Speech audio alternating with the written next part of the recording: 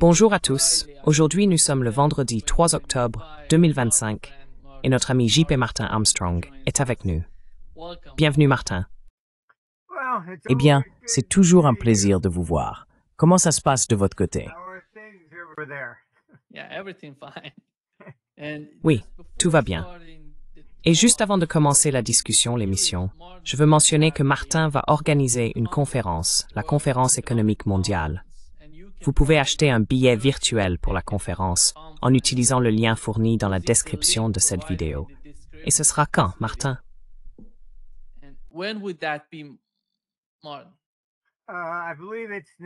Je crois que c'est du 21 au 23 novembre. En fait, c'est notre 40e année.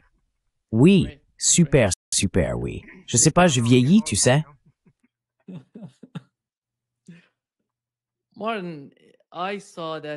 Martin, j'ai vu que tu as écrit sur ton site web à propos du conflit auquel les États-Unis sont confrontés en matière de politique étrangère. Et tu as mentionné que Trump entraîne les États-Unis dans la Troisième Guerre mondiale. Que veux-tu dire par là? Et qu'est-ce qui se passe qui t'inquiète particulièrement?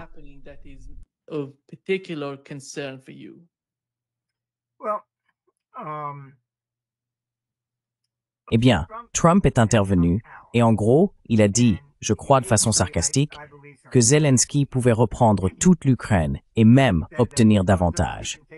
Vous savez, la Russie n'est qu'un tigre de papier, etc. Tout ce qu'il a dit, c'est exactement ce que les néoconservateurs en Europe affirment. Ils disent aux dirigeants que l'OTAN compte 3,4 millions de soldats, la Russie en a 1,5. Nous pouvons entrer, prendre la Russie. Et c'est ce qu'ils veulent dire en disant que c'est un tigre de papier. Ils pensent vraiment qu'ils pourraient simplement entrer en Russie, que Poutine tomberait à genoux, supplierait pour sa vie et qu'il aurait de la chance s'il ne lui coupait pas la tête, la mettait sur un bâton et défilait dans les rues avec.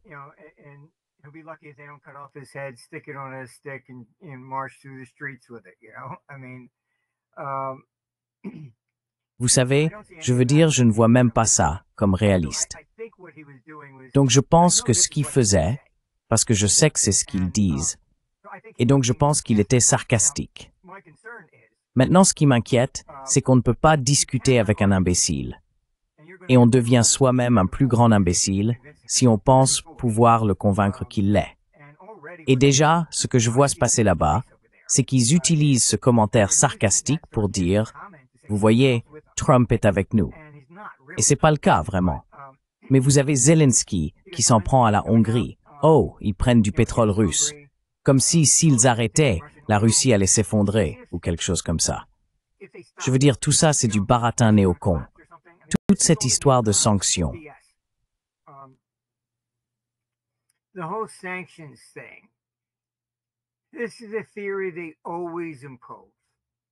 C'est une théorie qu'ils imposent toujours. Regardez, ils ont imposé des sanctions à Cuba en 1960. Elles sont toujours là. Ça n'a pas marché. Ils ont imposé des sanctions à l'Iran en 1969. Ça n'a pas marché. Cette idée selon laquelle on peut punir le peuple et qu'il se soulèvera pour renverser son gouvernement, je veux dire, c'est peut-être bon pour un film de fiction ou quelque chose comme ça, mais je ne l'ai jamais vu fonctionner, pas une seule fois.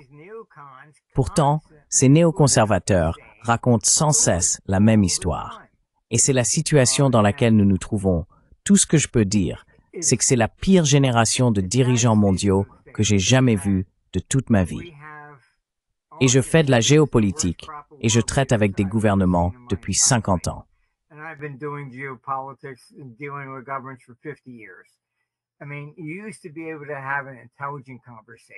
Je veux dire, avant, on pouvait avoir une conversation intelligente. Ce n'est plus possible.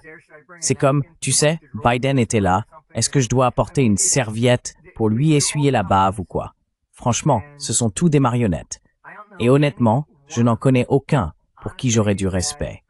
Starmer, Macron, enfin n'importe lequel.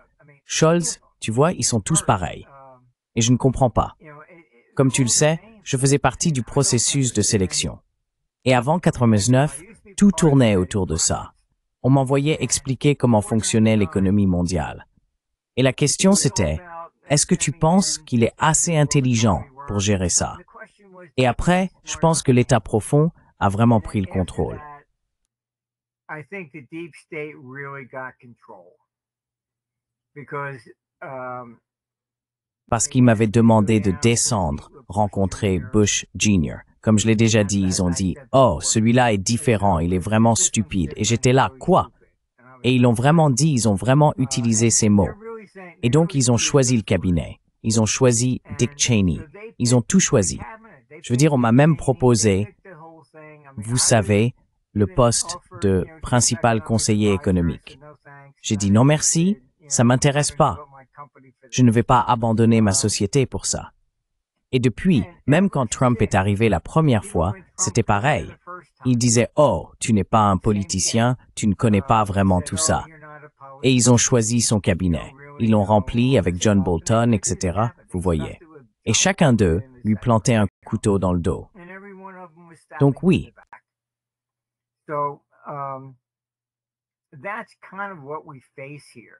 C'est un peu ce à quoi nous sommes confrontés ici. C'est ce que les gens appellent l'État profond. Mais c'est plus profond qu'ils ne le pensent. Et ces néoconservateurs en font partie.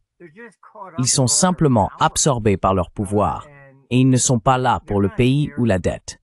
Ils s'en fichent complètement. Tout ce qui compte, c'est ce qu'ils doivent accomplir. C'est tout. Si vous regardez simplement la dette nationale, nous payons encore des intérêts sur la Première Guerre mondiale. L'essentiel de la dette provient des guerres. Première Guerre mondiale, Seconde Guerre mondiale, Vietnam, Corée. Ils ont emprunté pour chacune d'elles.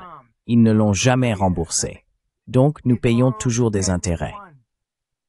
Nos dépenses d'intérêts atteignent maintenant 1000 milliards de dollars, alors que la dette nationale sous Reagan avait atteint 1000 milliards.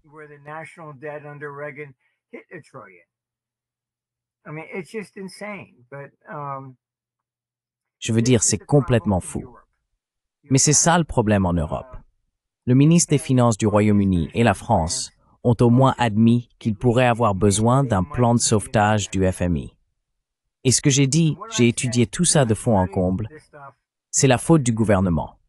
Et vous savez, en gros, quand on est dans ces systèmes de Ponzi, le niveau empirique de la dette dont tout le monde parle, c'est du n'importe quoi. Tant qu'il y a quelqu'un pour acheter la prochaine tranche, ils peuvent continuer. Tout s'effondre quand on ne peut plus vendre la nouvelle dette. Maintenant, le fait que le Royaume-Uni et la France aient même admis qu'ils pourraient avoir besoin d'un plan de sauvetage du FMI est un signal d'alarme. Cela signifie qu'ils pourraient ne plus être capables de vendre leur dette.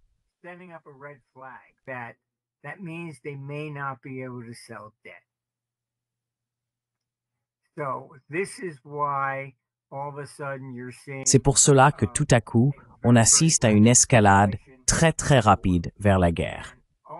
Et tout ce que j'ai entendu de l'Europe, écoutez, des gens que je connais en Allemagne, qui me prenaient pour un fou il y a 5 ans, m'appellent maintenant en disant « Oh merde, je le vois, tu avais raison ». C'est sous les yeux de tout le monde maintenant. Ce n'est plus de la fiction, ni un peut-être, ni quoi que ce soit. Ils le disent. J'avais du personnel en Allemagne, et elle m'a même dit qu'une amie à elle, âgée de 60 ans, avait reçu l'ordre de se présenter pour le service. Ils veulent la guerre, et ils en ont besoin parce qu'économiquement, ils s'effondrent. Vous avez fait les absurdités du Covid, puis le changement climatique, et ensuite, vous avez imposé des sanctions à la Russie.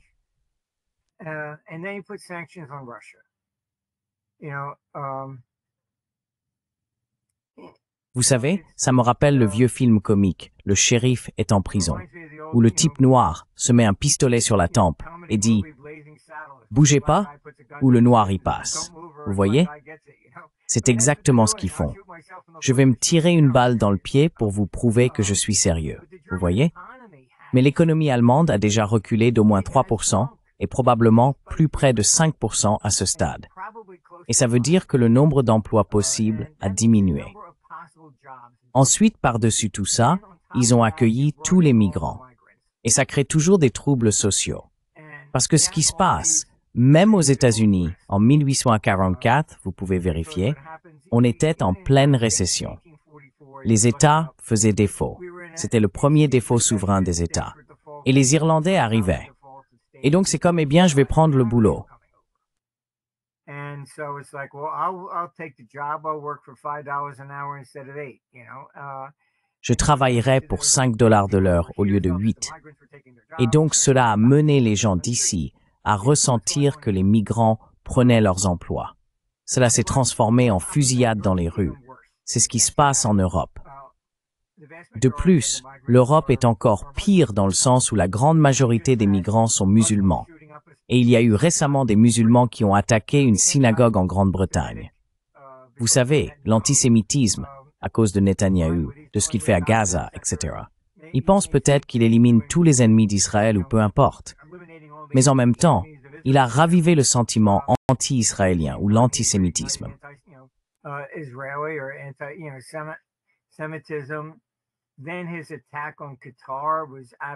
Ensuite, son attaque contre le Qatar était complètement insensée. Il a dû s'excuser. Je veux dire, qu'est-ce que tu fais? Cela viole le droit international. Et donc, si on regarde le Moyen-Orient, les chiites, essentiellement l'Iran, sont une minorité, moins de 20%. Mais ils pensent que l'ayatollah devrait diriger l'État, l'Église. Cela les a donc toujours opposés aux sunnites, l'Arabie saoudite, les Émirats arabes unis, etc. Et même l'Égypte. Quand Netanyahou a attaqué le Qatar, tout à coup, il les a tous mis du même côté. Stupide. Absolument stupide. Vous savez, l'Iran et l'Arabie saoudite étaient ennemis.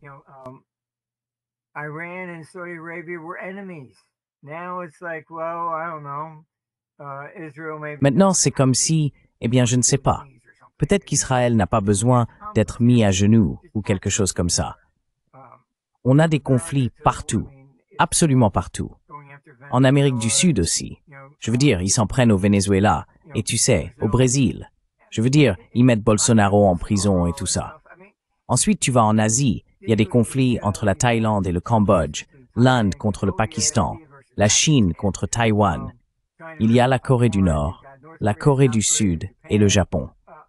Où est-ce qu'il y a, tu sais, le seul endroit sûr en ce moment semble être la Floride. Je sais pas, mais c'est partout.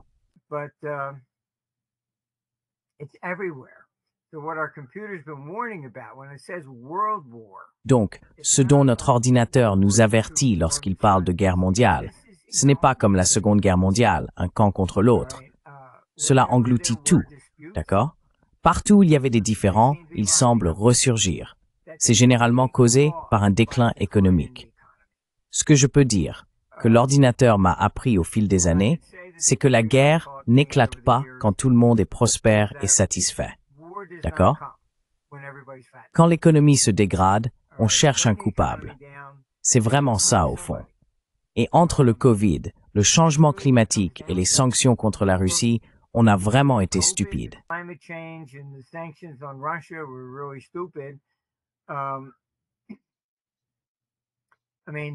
Je veux dire, cela a conduit à la division de l'économie mondiale. On a les BRICS. Et c'était vraiment l'élément principal, parce que les néoconservateurs avaient le contrôle total de l'administration Biden, allant même jusqu'à menacer la Chine.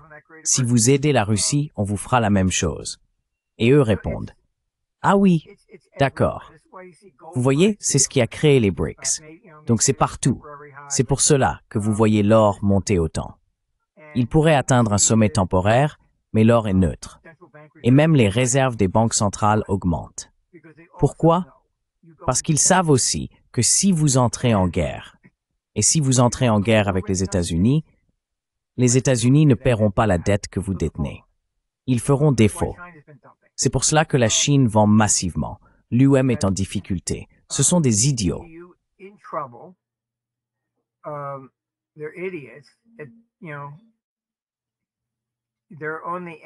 Vous savez, ils sont pratiquement au bord d'un défaut de paiement.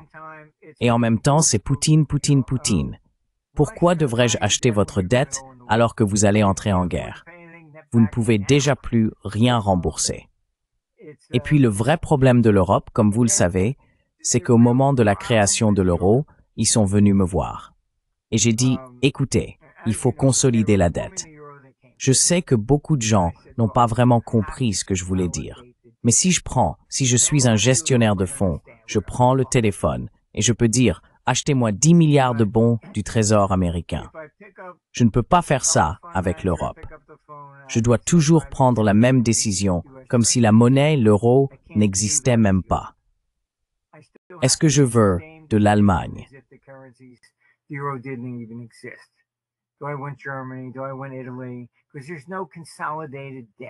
Est-ce que je veux l'Italie? Parce qu'il n'y a pas de dette consolidée. Maintenant, le problème qui se pose, entrons dans le détail. Aux États-Unis, les banques doivent avoir des réserves, et ce sont des dettes fédérales. Donc, si la Californie faisait faillite, vous savez, les traders regarderaient et diraient « D'accord, qui est le prochain? Peut-être l'Illinois. » Ils ne vont pas s'attaquer à la Fed. C'est complètement différent. En Europe, si la France fait défaut, que se passe-t-il? Les traders vont regarder de la même manière qu'en 2010 avec la Grèce. Qui détient le plus de dettes françaises? Et ils vont commencer à vendre à découvert ces banques. Donc, vous voyez ce que je veux dire. Le système bancaire est en danger. Les fonds de pension sont en danger parce qu'ils doivent tous être politiquement corrects.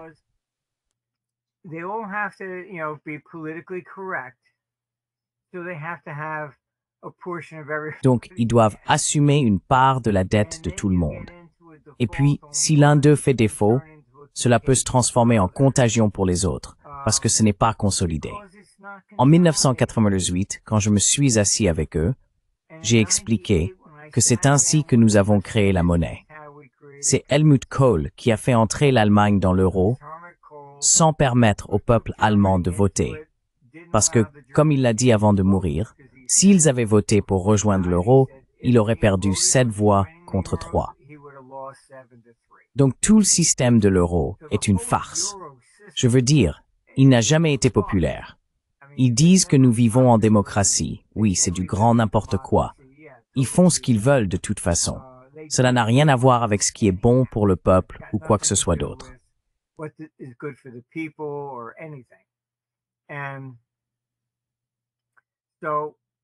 Alors, je les ai prévenus. J'ai dit que cela ne serait pas viable à long terme. En 1998, on m'a dit, il faut juste mettre en place l'euro. On s'occupera de la dette plus tard. Cela fait maintenant 26 ans, et qu'avons-nous? Ils n'ont toujours pas réglé la question de la dette et ne le feront jamais. Très bien. Alors, ce que font les gouvernements quand ils sont sur le point de perdre, c'est qu'ils deviennent plus autoritaires. Donc vous voyez, ils commencent à emprisonner des gens pour des bêtises. Oh, tout est désormais un discours de haine. Le Canada adopte aussi des lois sur les discours de haine. Donc si vous dites quoi que ce soit, oh, c'est un discours de haine. Un homme a simplement dit qu'il en avait assez que ses impôts servent à des migrants qui violent nos enfants au Royaume-Uni. 22 mois de prison.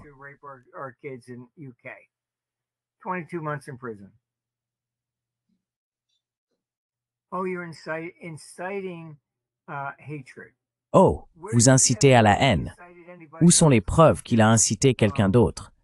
Vous savez, autant dire, eh bien, je vous mets en prison parce que je sais que vous vouliez tuer votre femme. Vous ne l'avez pas fait, mais ce n'est pas grave. Je savais que vous en aviez l'intention. Voilà où on en arrive. Ce sont tous des crimes, ou peu importe. Et puis le Royaume-Uni veut imposer des identités numériques à tout le monde sur votre téléphone, alors que Dieu vous vienne en aide si jamais vous dites quoi que ce soit. Comme vous le savez, j'ai étudié le droit, et il y a une chose dont il faut toujours se méfier. Ne jamais faire de blagues au tribunal. Pourquoi? Le juge peut dire quelque chose du genre « Oui, bien sûr, et c'est moi qui ai tué JFK aussi ».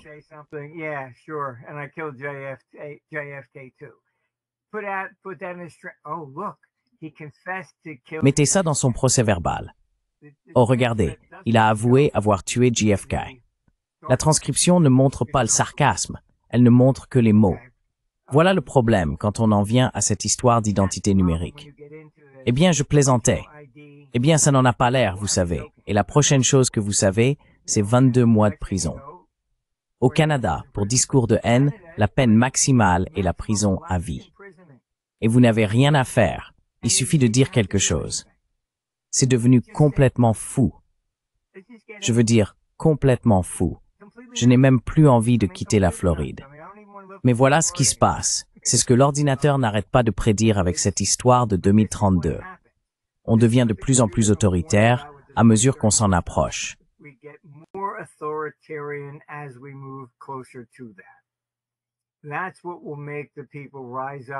C'est ce qui fera que le peuple se lèvera à la fin et dira « ça suffit, assez, c'est assez ». Peut-être qu'on finira avec une sorte de 14 juillet où ils prendront d'assaut les prisons et libéreront tous ceux qui ont été enfermés pour des crimes de haine ou autres, exactement comme ils l'ont fait en France. Je veux dire, ça devient incontrôlable. Il n'y a plus de liberté d'expression là-bas. On m'a demandé si j'irais à des réunions au Royaume-Uni. J'ai dit, désolé, je n'irai plus au Royaume-Uni. J'ai dit, Starmer m'enfermera pour quelque chose que j'ai dit il y a 10 ans. Je veux dire, il n'y a plus d'état de droit. Voilà où nous en sommes. Et tout cela se produit parce qu'ils sont en difficulté économique.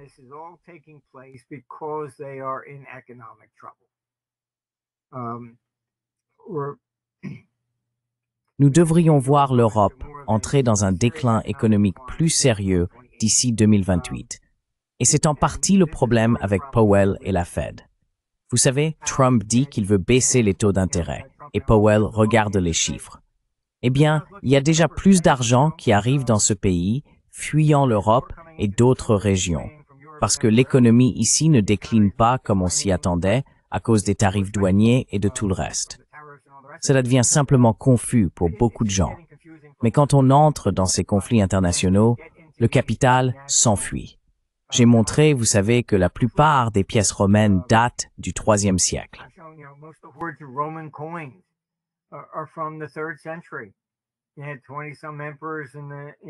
Il y a eu une vingtaine d'empereurs, et vous savez, certains n'ont régné que quelques mois.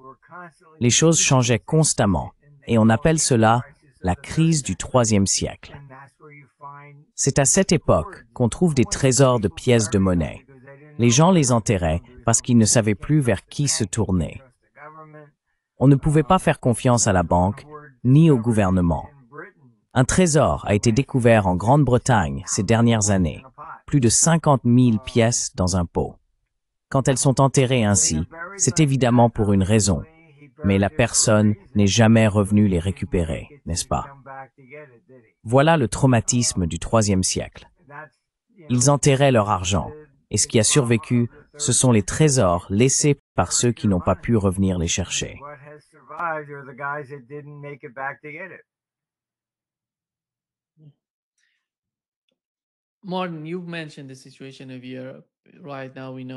Martin, tu as mentionné la situation en Europe. En ce moment, nous savons que ce problème de drones surgit en Europe, et nous parlons de la Pologne, du Danemark, de l'Allemagne. Et hier, Poutine a en fait déclaré que toute la raison de ces drones et de l'histoire qui les entoure est de militariser l'Europe. Oui, en regardant l'Europe aujourd'hui et en observant ce qui s'est passé entre la Russie et la Chine, je parle du gazoduc Sibérie 2, qui était censé aller en Europe et qui va maintenant en Chine. Plus de gazoducs Nord Stream et Sibérie 2 va en Chine.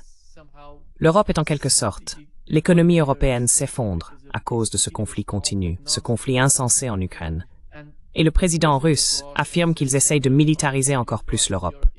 Oui, c'est tout à fait vrai. Penses-tu que ces dirigeants européens sont tous morts? Savent-ils ce qui se passe? Et quel sera l'avenir de l'Europe? C'est difficile à dire.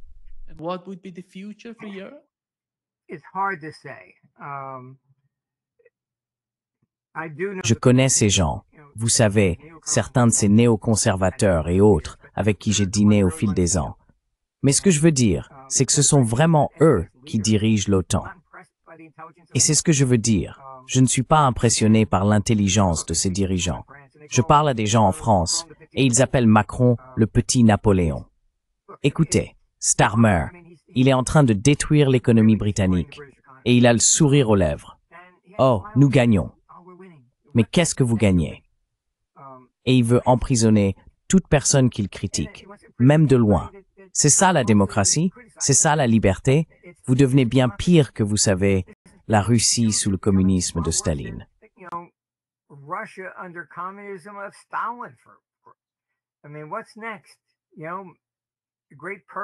Je veux dire, quelle est la prochaine étape? Vous savez, une grande purge. Vous allez commencer à tuer les gens qui ne sont pas d'accord avec vous, comme il l'a fait. Mais écoutez, j'ai parlé à d'autres gouvernements. Tout le monde dit à peu près la même chose. Il n'y a aucune preuve que des drones soient jamais partis de Russie pour survoler la Pologne. C'est un faux drapeau. Ils utilisent ce prétexte tout le temps. Oh, il faut créer une zone d'exclusion aérienne au-dessus de l'Ukraine. Voilà le problème. Poutine est probablement le type le plus intelligent à la table. Et regardez, j'ai les documents déclassifiés de l'administration Clinton.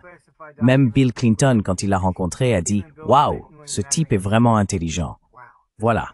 Donc, il a posé tellement de lignes rouges. Vous leur donnez des missiles longue portée.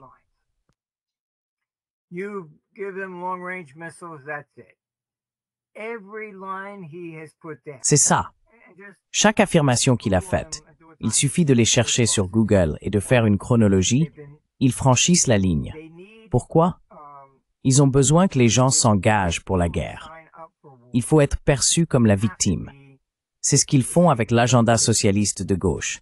Ils se présentent toujours comme la victime de quiconque a plus d'argent qu'eux. Il faut s'en prendre aux riches, ils sont mauvais et c'est pour ça que vous n'arrivez pas à avancer dans la vie. C'est la même histoire qu'ils racontent depuis Lénine jusqu'à aujourd'hui.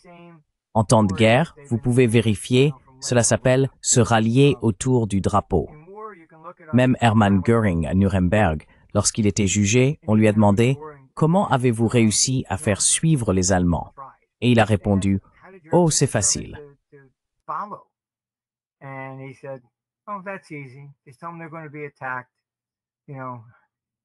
Dites-leur simplement qu'ils vont être attaqués. Et toute personne qui est contre la guerre, traitez-la de pacifiste et attaquez-la. C'est ce qu'ils font. D'accord? Vous pouvez le vérifier sur Google.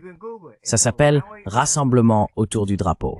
FDR, Roosevelt, a essayé d'impliquer les États-Unis dans la Seconde Guerre mondiale. Le Congrès n'a jamais voulu déclarer la guerre. C'était très frustrant. J'ai vu un documentaire. Il était à Boston pour plaider l'envoi de troupes. Et Boston est majoritairement irlandaise. Ils lui ont même dit « Vous pensez vraiment qu'on devrait envoyer nos garçons défendre la Grande-Bretagne après ce qu'ils ont fait à l'Irlande? Vous savez, les Européens qui sont venus en Amérique sont venus ici pour fuir tout ça. C'est pour ça que les Américains ont toujours été isolationnistes, le peuple américain.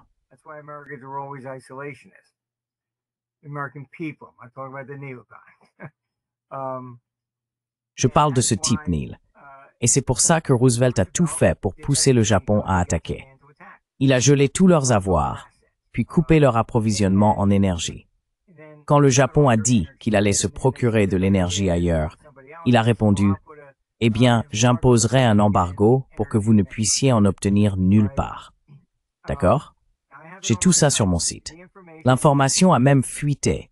Le Holland et le Louisville Tribune ont publié que nous allions être attaqués ce week-end-là. Il a retiré les porte-avions, les navires qu'il voulait, et il voulait que des milliers d'Américains soient tués. Pourquoi? Ensuite, il est allé devant le Congrès. Voilà, ce jour d'infamie. Puis, il a obtenu sa déclaration de guerre.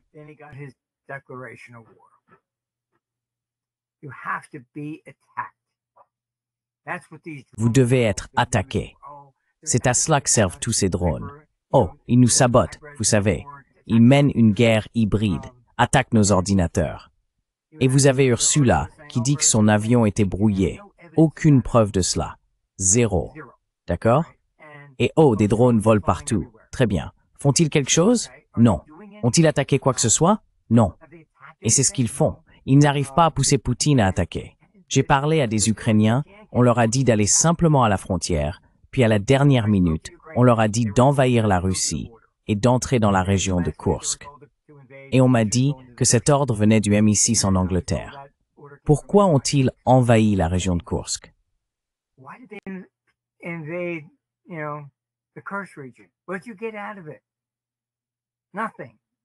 Qu'est-ce que tu en as retiré? Rien. Mais il pensait, on envahit, c'est tout. Il sera obligé de réagir. Il s'est juste occupé de la région de Kursk. Il n'a envahi personne d'autre. D'accord. Donc ces drones sont le faux drapeau dont je n'ai cessé de parler. Je veux dire, ils ont tout essayé pour pousser Poutine à attaquer, et il ne l'a pas fait. Ils en ont besoin. Tu ne peux pas dire aux gens, eh bien, on n'aime pas Poutine, alors inscrivez-vous. On va y aller et on va l'avoir. Oui, pourquoi? Il faut dire que vous venez d'être attaqué et qu'il va conquérir l'Europe. C'est pour ça que l'OTAN répète sans cesse, oh, Poutine veut envahir l'Europe. Ils utilisent le même scénario qu'ils ont utilisé avec Khrouchtchev.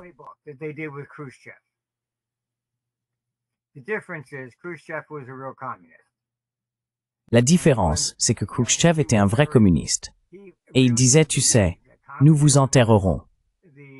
Il croyait vraiment que le communisme était l'alternative au capitalisme. Le capitalisme était maléfique. Poutine n'est pas un communiste. C'est pour ça qu'il avait un taux d'approbation de 67%. Les Russes ne veulent pas retourner au communisme. Et personne que je connais en Europe de l'Est ne veut y retourner. On y est déjà allé. On a déjà donné. Merci beaucoup. Plus jamais. Donc il n'y a aucune raison d'envahir l'Europe. L'énergie, ils doivent l'acheter à la Russie. Il n'y a pas d'or. Qu'est-ce qu'on en retire? Rien. Tout ce qu'on va obtenir, c'est une bande de Russes morts et de la haine. Tu vas entrer dans Paris et les Français vont te dire, vous allez payer nos retraites maintenant? Voilà tout.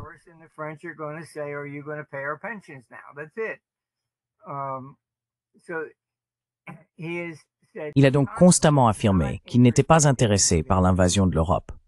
Et il n'y a aucune raison pratique de le faire. Je veux dire, le Japon a envahi la Mandchourie pour obtenir des ressources, pour acquérir des matières premières, etc.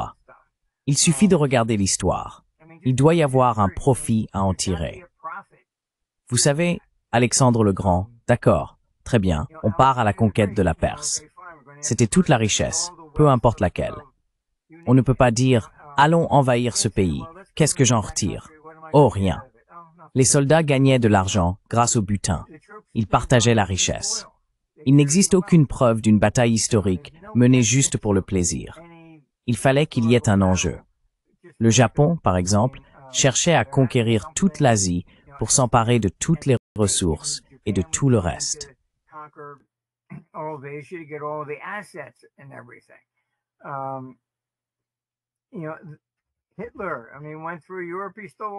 Vous savez, Hitler a traversé l'Europe, il a volé toutes les œuvres d'art et tout le reste.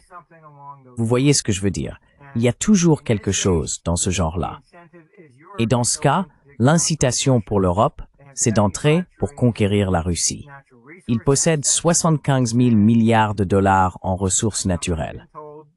Et on m'a dit très clairement qu'il y a des gens, comme Macron, qui pensent que s'ils mettent la main sur ces 75 000 milliards, c'est le double de la dette nationale américaine. L'Europe renaîtra de ses cendres comme l'Empire romain et dominera le monde. Je veux dire, c'est délirant. C'est complètement délirant. Mais c'est pour ça que je dis, vous savez, je pense qu'on est idiot si on croit pouvoir convaincre un idiot qu'il a tort. Il n'y a pas de persuasion possible. Je pense que Trump a commis une grave erreur.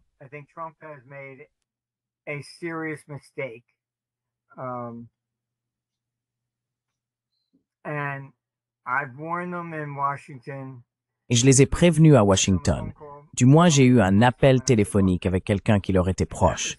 Et j'ai dit, et j'ai écouté, et c'était il y a au moins 3 à 6 mois. J'ai dit, ils vont organiser un faux drapeau pour nous entraîner et invoquer l'article 5. Et j'ai dit, nous devons sortir de l'OTAN. Et on m'a en fait répondu, oui, nous sommes d'accord, tu as raison. Donc, il y a seulement quelques jours, j'ai eu la même conversation. Encore une fois, on m'a dit, oui, nous savons, tu as raison. C'est pourquoi je pense que les commentaires de Trump étaient plus sarcastiques, parce qu'il dit tout ce que les néoconservateurs là-bas veulent entendre. Parce que c'est ce qu'ils disent à tous ces dirigeants. Et ils se félicitent tous mutuellement, et ils comptent combien d'argent ils vont gagner grâce à une invasion de la Russie.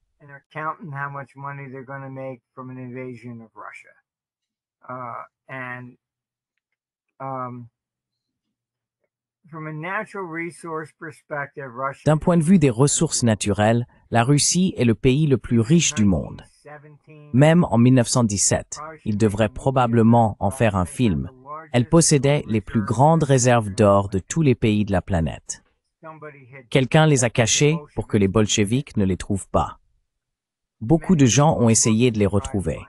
Elles n'ont jamais été retrouvées. Certains pensaient qu'elles étaient peut-être enterrées dans une forêt. D'autres pensaient qu'elles avaient été jetées au fond d'un lac très profond. Et des gens ont cherché, essayant de les retrouver. Je veux dire, ce serait énorme, mais personne ne les a encore trouvées. C'est un peu comme, vous savez, une histoire de type templier. Donc, l'Europe est en train de s'effondrer économiquement.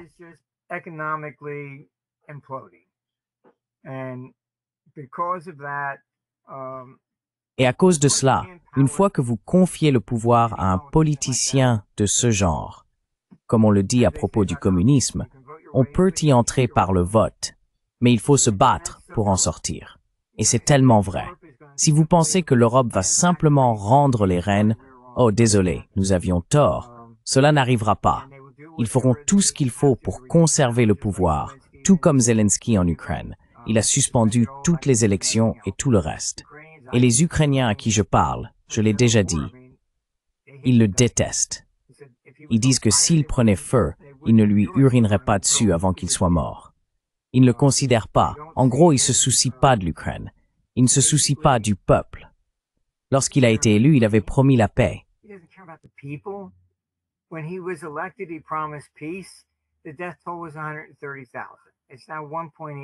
Le nombre de morts était de 130 000. Il est maintenant de 1,8 million. Pourquoi se battent-ils? Vous savez, le Donbass, la Crimée, qui sont occupés par les Russes depuis des centaines d'années. La Crimée, 15% de la population sont des Tatars, issus de l'ancienne invasion mongole de 1240. Je veux dire, ce ne sont pas des Ukrainiens. Il a interdit leur langue, interdit leur religion. Il a tout fait pour s'assurer qu'ils, vous savez, se battent contre les Ukrainiens. Comme je l'ai dit, au Canada, allez-y, faites la même chose que lui. Interdisez le français. Il a interdit de parler russe. Voyez combien de temps il faudra pour que la France sombre dans une guerre civile. Les États-Unis ne peuvent pas se permettre de dire « D'accord, nous allons interdire l'espagnol et vous ne pouvez plus parler espagnol. Il faut parler anglais. » Bonne chance.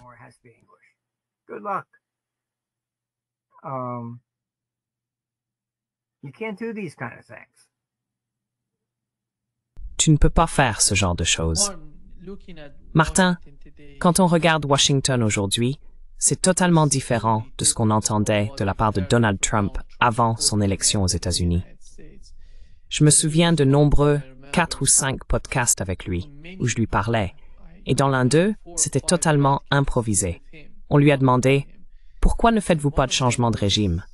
Pourquoi n'envisagez-vous pas un changement de régime en Iran ?» Et il a répondu « Je n'ai rien à voir avec l'Iran. Je veux faire des affaires avec la Russie et l'Iran. Pourquoi devrions-nous les avoir comme ennemis? »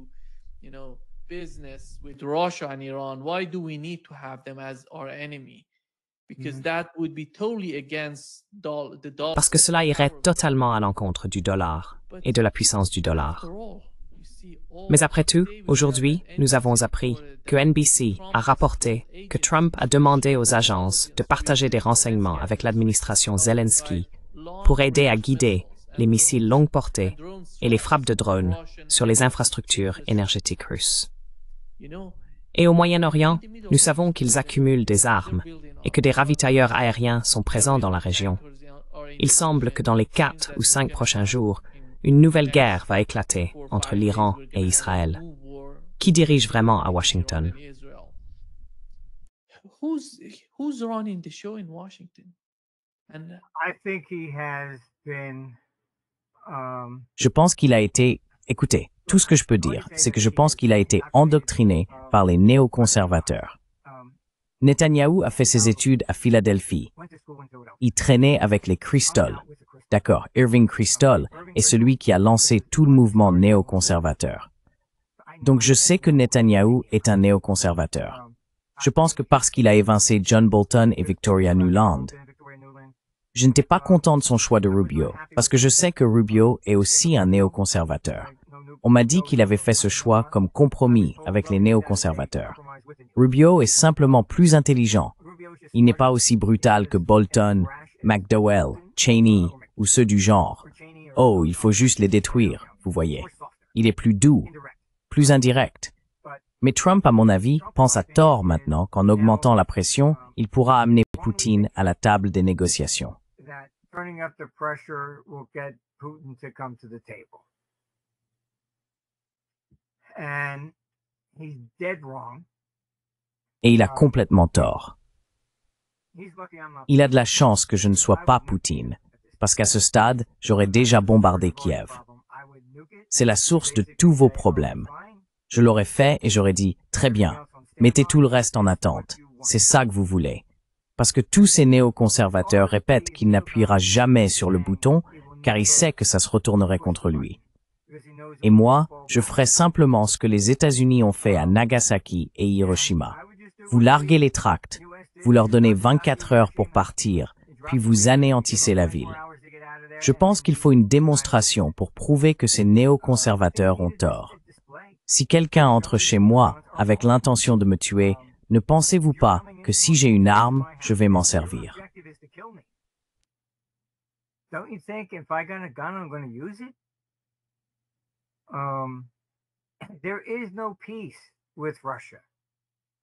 n'y a pas de paix avec la Russie. Poutine le sait. Ces néoconservateurs, il n'y a absolument aucune raison d'être contre la Russie. Avant, c'était le communisme. D'accord, le communisme est tombé tout seul.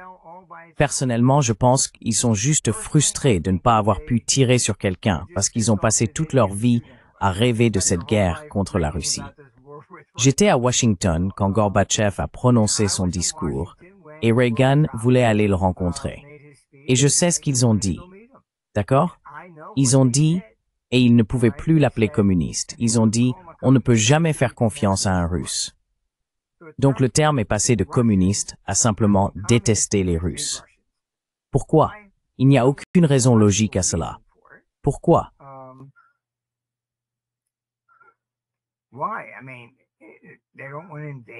Je veux dire, ils veulent pas envahir. Quel est le problème? C'est juste du racisme, d'après ce que je vois. Il n'y a pas vraiment d'autres raisons. Et l'Europe a besoin d'un bouc émissaire parce qu'elle est en déclin économique. Si elle n'en a pas, alors ses fonds de pension vont s'effondrer. Les systèmes bancaires vont s'effondrer. Et alors qu'est-ce qui va se passer? Les gens vont prendre d'assaut les parlements et traîner les politiciens dehors, et voire les pendre dans les rues. Je veux dire, cela s'est produit de nombreuses fois au cours de l'histoire. C'est d'ailleurs de là que vient le terme Black Friday. Ce n'est pas un jour de solde, c'est la panique de 1869. L'or est monté à 1062 $. On pouvait déposer une pièce d'or de 20 $ à la banque.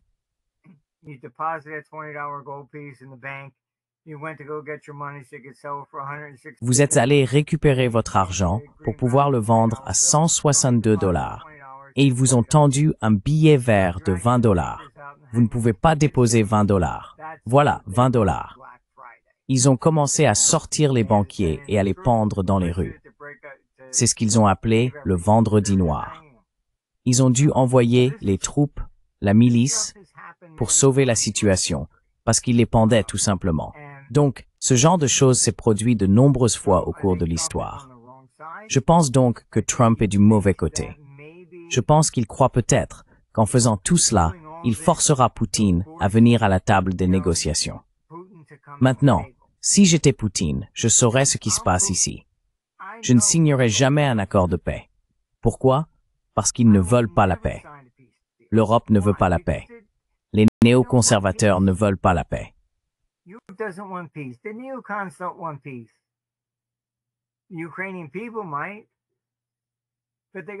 Le peuple ukrainien pourrait le faire, mais il faudrait d'abord qu'il renverse Zelensky.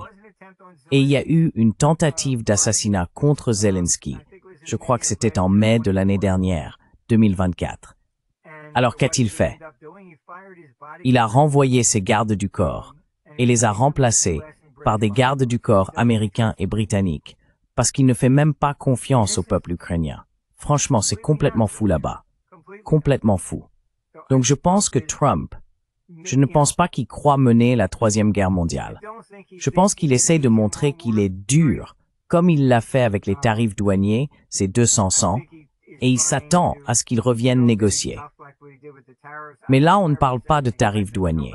On parle de la destruction réelle de la Russie. Si vous pensez qu'il se soucie de l'Ukraine, franchement, il faut redescendre sur terre.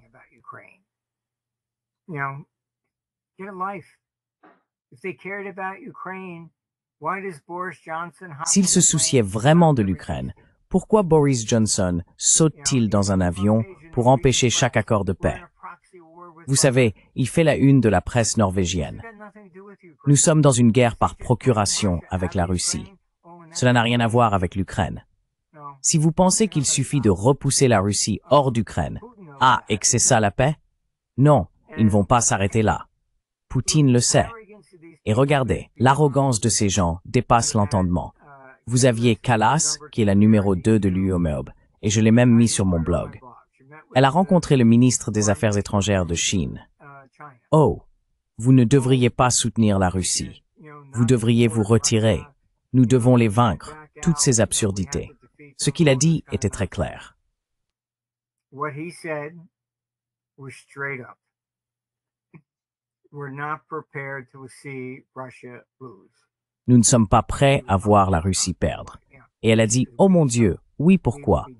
Oui, c'est parce que nous savons que nous serons les prochains. J'avais des gens là-bas, c'est ce qui a été dit. Et il a raison. Écoutez, vous savez, Nixon et Kissinger se sont donné un mal fou pour séparer les deux. Tout ce que ces néoconservateurs ont fait, c'est les rapprocher. Et ils ont détruit l'économie mondiale. Ils l'ont divisée en deux. Et fondamentalement, à ce stade du jeu, la Chine serait absolument stupide de ne pas venir soutenir la Russie contre l'OTAN. Et mon ordinateur dit toujours la même chose. Peu importe combien de fois je leur dis. Écoutez, il ne s'est jamais trompé. Ce n'est pas mon opinion. Vous allez perdre. Mais ils ne veulent pas l'entendre. En 88, j'ai averti tous les banquiers. La Russie va s'effondrer.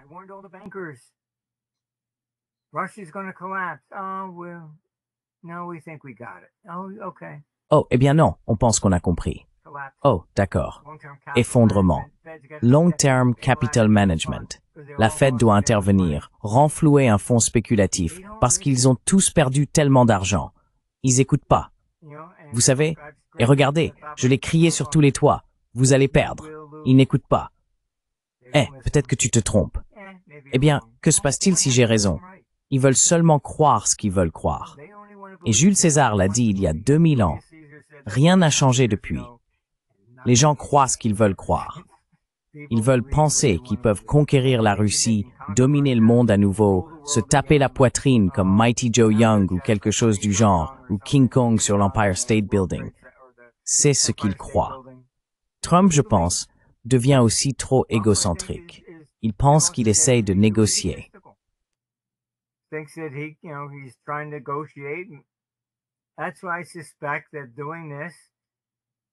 C'est pourquoi je soupçonne qu'il fait cela. Il essaye de montrer sa force face aux terroristes, mais il ne s'agit pas de terroristes. Il s'agit de la destruction de la Russie. Et ces Européens, ils pensent qu'ils peuvent y arriver. La Chine va s'en prendre à vous juste après. Donc j'ai des clients qui m'écoutent.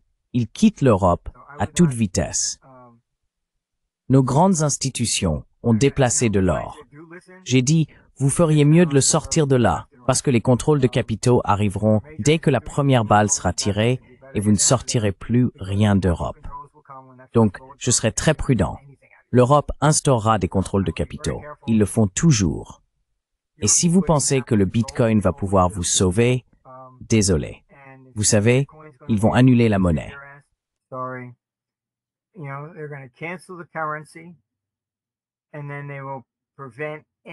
Et ensuite, ils empêcheront toute autre chose de concurrencer leur monnaie numérique de banque centrale. Ainsi, ils auront un contrôle total. S'ils veulent contrôler votre liberté d'expression, pensez-vous qu'ils vont vous laisser transférer de l'argent? Jamais. Regardez la Première Guerre mondiale. Ils ont fermé toutes les bourses pour empêcher quiconque de vendre quoi que ce soit. Donc vous savez, le Bitcoin a vraiment été un instrument de blanchiment d'argent. Ce n'est pas une réserve de valeur. C'est de là que vient tout le volume initial en provenance de Chine. Les Chinois ont compris. D'accord, je peux acheter du Bitcoin ici, le vendre aux États-Unis, et j'ai sorti l'argent, le vendre là-bas. Les Canadiens l'utilisent de cette façon. Les Européens aussi. C'est un excellent instrument de blanchiment d'argent. C'est vraiment ce que c'est.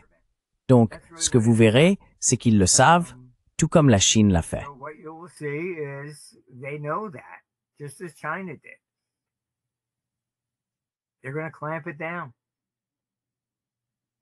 Ils vont tout verrouiller. Donc, ils empêcheront probablement toute utilisation de Bitcoin ou de toute autre monnaie numérique en dehors de leur MNBC. Je veux dire, l'Espagne a déjà adopté une loi qui interdit de retirer plus de 3 000 € sans l'autorisation du gouvernement, votre propre argent, depuis votre compte. C'est ce qu'ils font.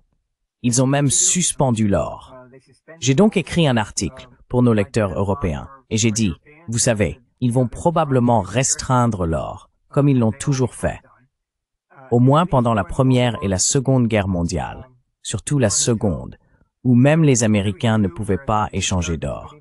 Ils utilisaient les actions aurifères. J'ai essentiellement dit aux Européens qu'il serait probablement mieux avec les actions aurifères. Au moins, elles sont cotées ici en bourse. Vous ne voulez pas voir sur une bourse sur une que vous ne pourriez pas vendre. C'est extrêmement terrifiant. Ce n'est pas mon opinion. C'est simplement ce qu'ils font toujours. Je n'invente rien ici. Je veux dire, vous pouvez probablement même demander à ChatGPT, je suppose, à ce sujet ou autre. Mais ils ont restreint l'or même en Europe. C'est ce qu'ils font. Donc, vous voyez, c'est pourquoi, même après la Première Guerre mondiale, quand il y a eu la République de Weimar, il y a eu un soulèvement socialiste, une révolution, en 1918 en Allemagne. Et ils demandaient même aux Russes de venir prendre l'Allemagne. Ils voulaient rejoindre cette utopie marxiste qui avait commencé là-bas en 1917, l'année précédente. Alors qu'est-ce qui s'est passé? Tous ceux qui avaient de la richesse l'ont fait sortir du pays. Ils sont passés à d'autres devises, ont ouvert des comptes ailleurs. Voilà, c'est ce qui a provoqué l'hyperinflation. En décembre 1922, ils ont confisqué 10% des comptes de tout le monde. Vous avez Ursula. Cherchez simplement.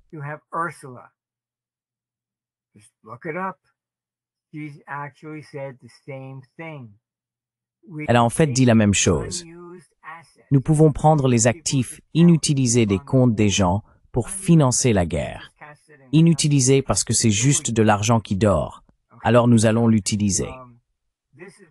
D'accord. C'est pour cela que, lorsque Hitler est arrivé au pouvoir en 1933, il a fait passer une loi. Aucun Allemand n'était autorisé à avoir un compte en dehors de l'Allemagne sans l'autorisation du gouvernement. Il essayait de rapatrier tout cet argent qui avait fui après la Première Guerre mondiale. C'est à ce moment-là qu'en 1934, la Suisse a adopté la loi sur les comptes numérotés. C'est là qu'ils ont instauré les comptes secrets pour protéger les Allemands de Hitler. Vous savez, tout tourne toujours autour de l'argent. Ce ne sont pas mes opinions, ce sont juste des faits. Oui, cela peut faire peur, mais tout ce que je peux dire, c'est que voilà, c'est ce qu'ils font toujours. Ils agiront toujours dans leur propre intérêt. Et si vous pensez vraiment qu'ils se soucient de vous, eh bien, peut-être que le Père Noël viendra aussi le 25 décembre.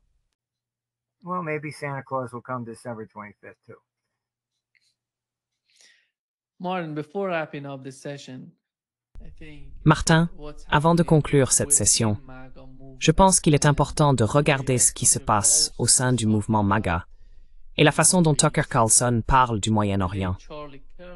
Le regretté Charlie Kirk a changé d'avis sur la guerre parce que beaucoup d'entre eux s'inquiètent du conflit entre l'Iran et les États-Unis, ce qui serait l'objectif final de ce qui se passe avec l'affaire Netanyahou, comme tu l'as mentionné, dans le cadre du courant néoconservateur et de son concept. Mais quelle est l'ampleur de cela?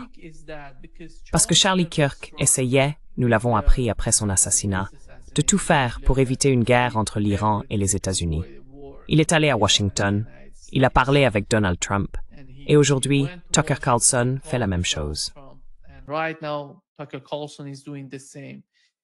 These people are hugely concerned about the future of the United States. Ces personnes sont extrêmement préoccupées par l'avenir des États-Unis et par ces guerres sans fin, en particulier avec cette nouvelle guerre dangereuse au Moyen-Orient qui semble s'étendre. Ce n'est pas seulement, vous savez, Donald Trump. Il ne semble rien faire de bon dans ce sens. Et vous avez mentionné l'attaque contre Doha. C'était incroyable de voir l'attaque au Qatar, ce qui était inimaginable. Regardez, le Qatar est l'un des alliés les plus importants des États-Unis au Moyen-Orient. Et comment l'expliquez-vous? Comment voyez-vous ces personnes qui critiquent Donald Trump pour ce genre de politique, même au Moyen-Orient? Comment une guerre totale entre l'Iran et les États-Unis influencerait-elle l'avenir?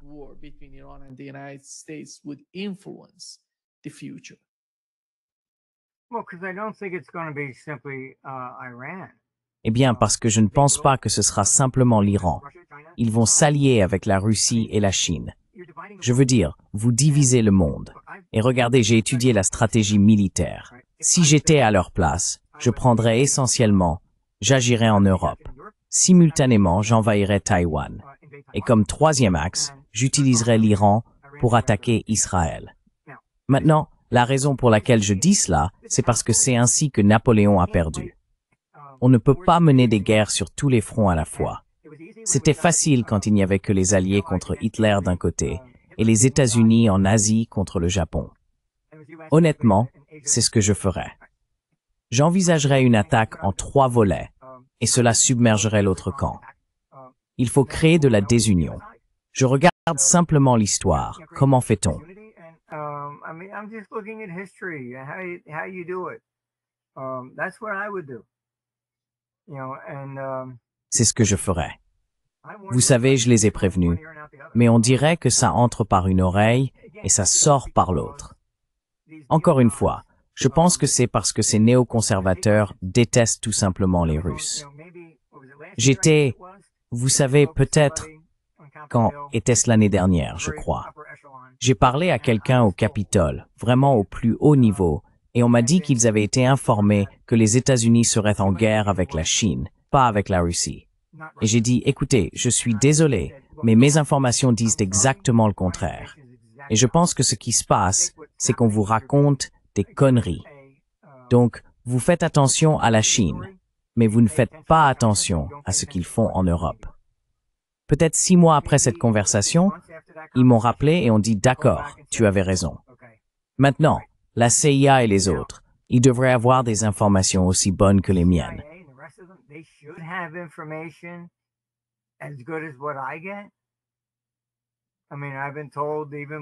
Je veux dire, même Margaret Thatcher m'a dit que parfois j'obtiens des informations qu'ils n'ont pas.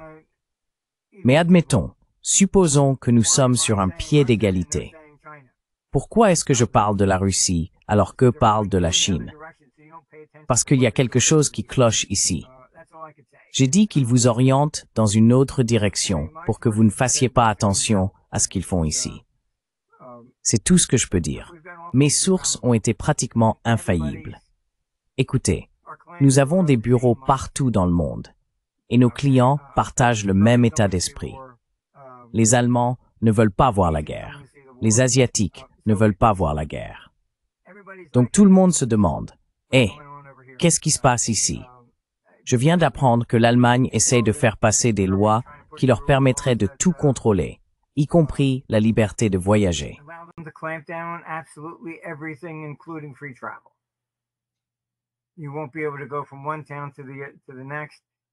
Vous ne pourrez pas aller d'une ville à l'autre sans autorisation. C'est ce qu'ils veulent. Il y a un conflit. Je le vois. Comme je l'ai dit, je suis allé dîner à Mar-a-Lago avec Trump lorsqu'il était président pour la première fois. Et je crois que c'était en mars 2020 ou quelque chose comme ça. C'est à ce moment-là qu'il a dit qu'il voulait retirer les troupes d'Afghanistan. Mais la raison, il a dit qu'il en avait assez d'écrire des lettres aux familles en disant « Votre fils est mort pour Dieu et la patrie ». Et il a dit « Qu'est-ce qu'on fait là-bas? Quelle différence allons-nous faire? Ils se battent pour des frontières depuis 1000 ans. D'accord. Donc il m'a impressionné à ce moment-là, parce que c'était le premier chef d'État que j'entendais qui pensait même aux gens qui meurent sur le champ de bataille.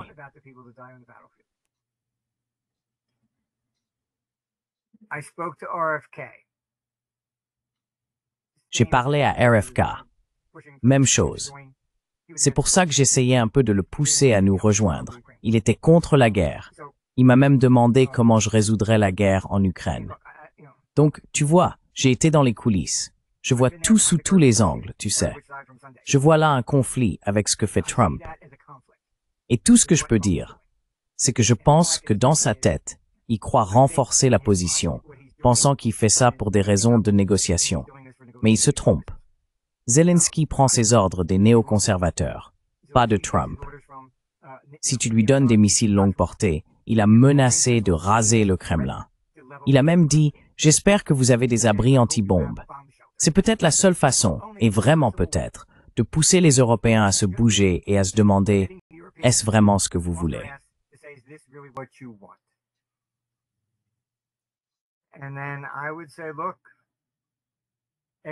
Et puis je dirais « Regardez, toutes les capitales sont désormais visées.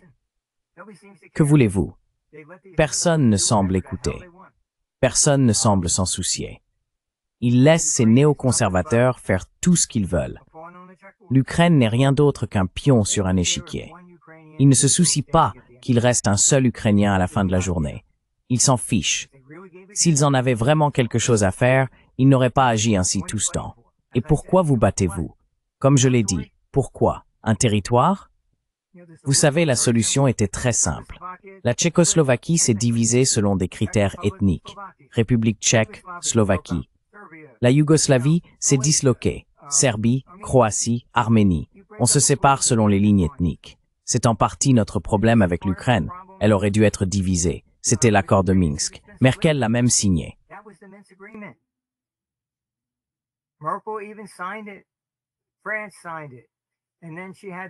La France l'a signé.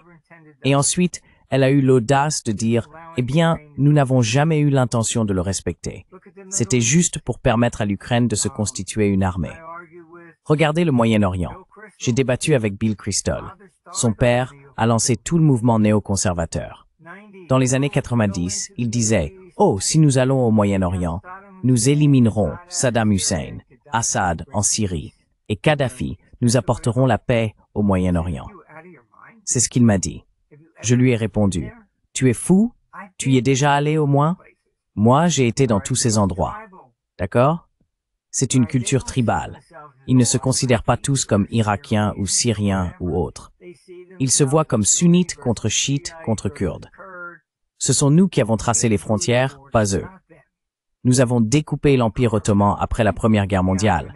Nous avons tracé les frontières. Ils avaient besoin de dictateurs.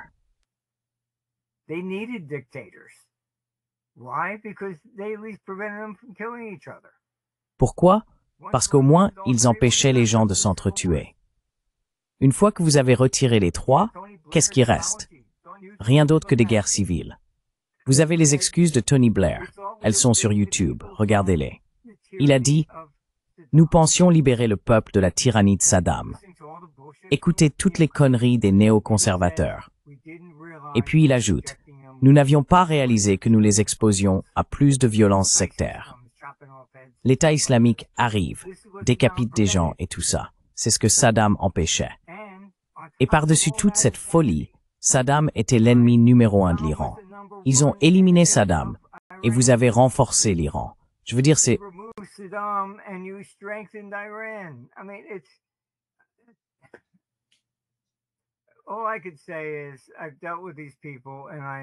Tout ce que je peux dire, c'est que j'ai eu affaire à ces gens-là et j'en ai vraiment marre. Ce sont des crétins. Ils ne réfléchissent jamais à ce qui se passe à l'étape suivante. Jamais. Il faut juste se débarrasser de Saddam. Et après, on verra bien quand on y sera. Et j'entends la même chose avec la Russie. Il faut juste se débarrasser de Poutine. Et après, si Poutine est renversé ou quelque chose comme ça, vous aurez quelqu'un comme Medvedev. Tu veux jouer avec moi? Très bien. Voilà. Boum. J'appuie sur le bouton. Il n'y a jamais de « ces gens ne sont pas intelligents ». J'en ai ras-le-bol. Ce sont une bande d'abrutis finis. Et il n'y a absolument aucune stratégie. And there's no strategy whatsoever. You got Robert McNamara. Vous avez Robert McNamara aussi sur YouTube, avant sa mort. C'était le néoconservateur qui nous a entraînés au Vietnam. Il a dit « Désolé, nous avions tort. 58 000 Américains sont morts. » Il a dit « Nous pensions que la Russie était impliquée. Ce n'était qu'une guerre civile. » C'était sa façon de s'excuser pour apaiser sa conscience avant de mourir. Vous savez, ils n'ont jamais eu raison sur rien. Jamais. Ils sont trop pleins de préjugés. Je ne sais pas quoi dire. C'est juste que j'en ai vraiment marre, honnêtement. Parce que c'est toujours la même chose. Oui, c'est insupportable. Ça l'est. Je veux dire, donnez-moi au moins quelque chose de nouveau pour une fois. J'en ai juste assez des mêmes conneries. Encore et encore et encore. I'm just sick and tired of the same old bullshit always over and over and over again. Exactly. Thank you so much, Mark. Exactement. for being with us Merci today. beaucoup, Martin, d'avoir été avec nous aujourd'hui. Ce fut un grand plaisir de vous parler.